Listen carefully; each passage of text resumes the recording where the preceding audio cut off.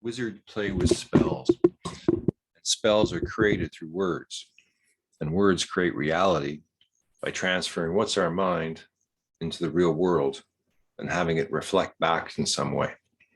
Now, what does that mean? It means we have lenses of seeing the world. We have conceptual words that are symbols used in our mind to see reality and to give some sort of meaning to it. But the information is coming through our senses, and our mind is correlating these senses into some sort of reality. And so our DNA has codes of how this mind can be organized, that humanity as a whole has very little understanding or knowledge of, but the secret societies and the spiritual traditions of our past figured out codes in different manner and utilized them to attain different states of higher spiritual consciousness. Now, every different worldview has a different way of doing this. And what I did as an originator of the New Paradigm Toolkit and the Conscious Communication card set, I figured out what words go in which patterns and put them in card decks. And these two words, the values and the convo types, are two of the most powerful of the 6 card decks in terms of creating a spell. And so the values is putting your intention, putting your heart, consciously choosing a value to program a convo type with. Now, I know I have to show you some examples of these, so here are some to follow. So the words come in pairs. Here we have a value, here we have a conversation type. And so the main focus is the conversation type. Feedback is a type of conversation. If you are a coach or you're a manager or you're someone who is helping someone learn something, the feedback conversation is when you get their attention for you to feed back to them what you are seeing in terms of what they are doing and whether it's going in the right way or the wrong way, or whether it's helping or whether it's hurting them.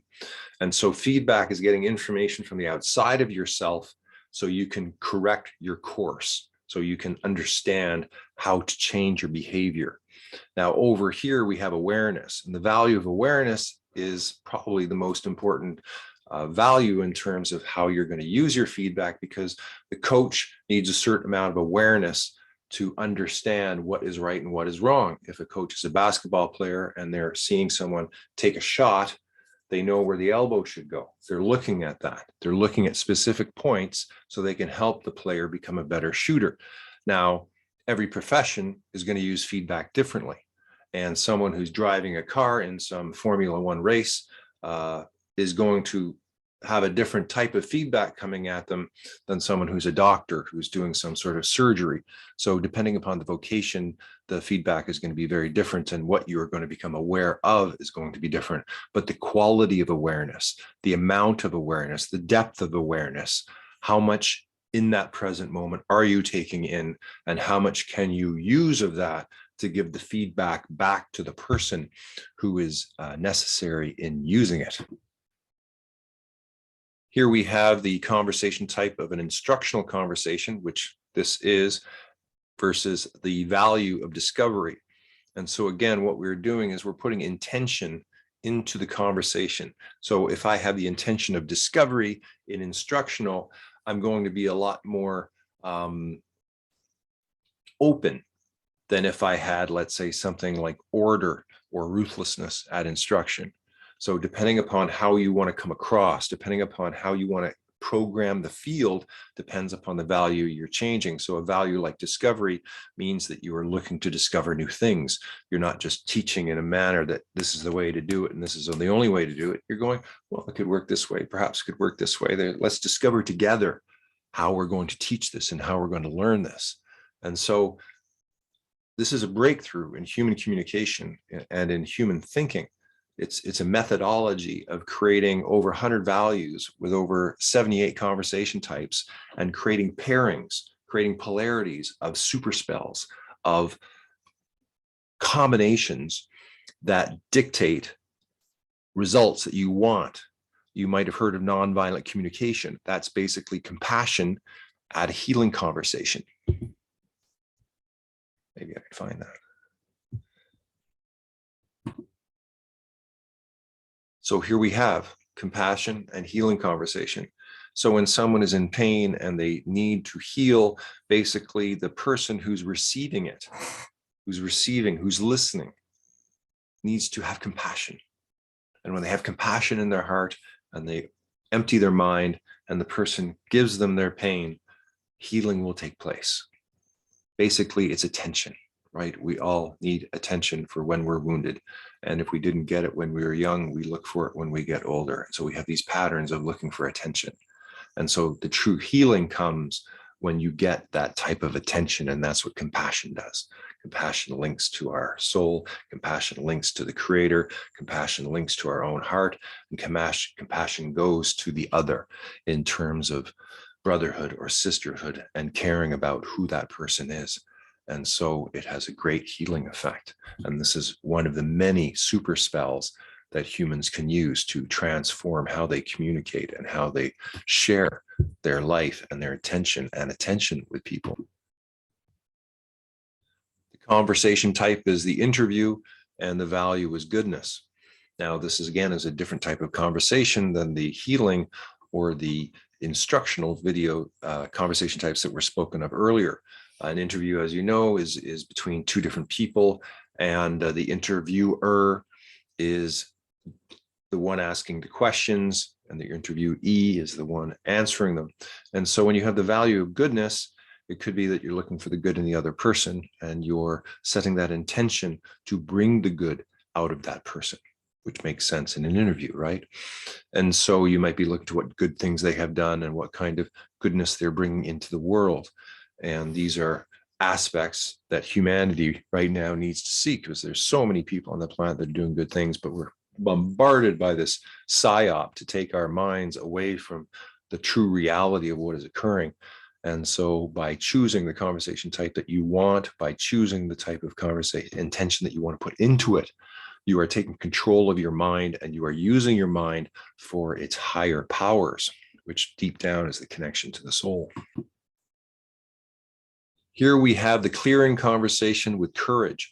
Now, this conversation is quite different from the other conversation types. This is when you have a problem with somebody and there's tension and you haven't cleared it. There's always this kind of energy between you. It stops you from communicating. It stops you from interacting in the best friendly way. And so basically a clearing conversation is when both people get to speak what it is they want to clear out of them. And once you go back and forth saying what it is that you're upset about, at some point the energy dissipates, the field goes back to neutral, and then you can go back to a good feeling with one another. This is a very good conversation in romantic relationships and business relationships, where it's very important to keep the channels open. And it's very important to sort of make sure that you get rid of all that negative tension that may exist when people make mistakes and people do things you don't want them to do, and people are doing everything. That's just human interaction. So it's natural to clear, but we don't do it. It's hard because people think they're being criticized, or people think they're being punished, or they're afraid because they're afraid of what the other person's feelings are going to be and what's going to happen afterwards. I mean, the main thing for the clearing is that you are aiming at it getting better. You're aiming at learning how to clear the field, not taking it personally, and getting back to the business at hand. And so to do so, it takes courage. It takes getting past your fear. It takes being the spiritual warrior that you are and making sure that you are in good stead with everyone around you. And I must say that it is probably one of the hardest conversation types there is. And that's why courage is necessary. Here we have the designing convo type with unity as a value. And so designing is when you're actually in the act of designing something together. You're building a product, you're building something that you want to work on and bring into the world. And the value of unity could be that it brings people together. There's something about that product that unifies the people, creates bonds, creates experiences, creates something that people need to bring together, the connection of a felt unity. And so that's a very specific way of a value programming a conversation type. So what you have been experiencing is the movement from conversation type to conversation type to conversation type. And each one of these conversation types has been programmed by a value where you're putting your intention into that conversation type. To move as a facilitator, to be able to move a group of people from one conversation type to another conversation type to another conversation type is a massive skill. It is the essence of, I think, what the planetary guardian facilitators are going to be trained in, because just knowing that there are these conversation types that structure the information flow, and that you can design programs, you can design courses, you can design TV shows, you can design movies, and use these methodologies and tools to take groups of people through a process where they experience something, and that is highly valuable. And so this can be applied pretty much to any business there is, and it's just up to you to use your creativity of using the Convo cards with the values to create processes to create what you want in being of service to whoever is in your target niche market.